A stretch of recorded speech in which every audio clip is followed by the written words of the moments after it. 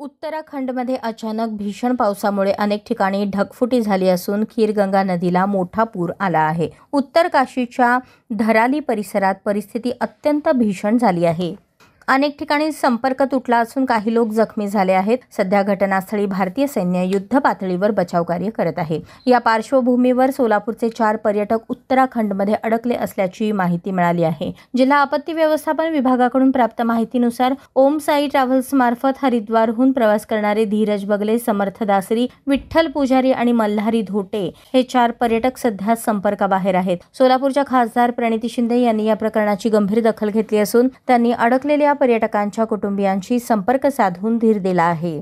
जखमींच्या यादीत या 4 नागरिकांची नावे नसल्याने ते सुखरूप असावेत असा विश्वास त्यांनी व्यक्त केला। तर खासदार प्रणिती शिंदे या डेहराडून येथील स्थानिक प्रशासन, जिल्हाधिकारी आणि पोलीस अधीक्षक यांच्याशी सातत्याने संपर्कात असून अडकलेल्या पर्यटकांविषयी माहिती मिळवण्याचे प्रयत्न करत आहेत।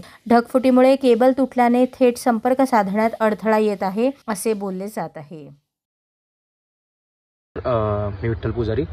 तर आम्ही गंगोत्रीला आलतो सगळेजण 4 जण। तर आम्ही सगळे सेफ आहोत। मी एकटाच खाली आलो आहे कारण की फोनवर बोलायला, बाकीचे सगळे वर आहेत आणि आम्ही सगळे सेफ आहोत। आम्ही आर्मी कॅम्पच्या खाली आहोत, म्हणजे जेवण वगैरे सगळं भेटाले। टावर वगैरे सगळं तुटल्यामुळं त्यामुळे नेटवर्क होईना किंवा कॉन्टॅक्ट होईना। मी फटाफट 2 किंवा 3 दिवसांनी जे आपलं काय म्हणतात 2 किंवा 3 दिवसांनी कनेक्ट झाले की तुम्हाला मी मेसेज किंवा स्टोरी टाकतो। सगळे सेफ आहोत, काय टेन्शन घेऊ नका।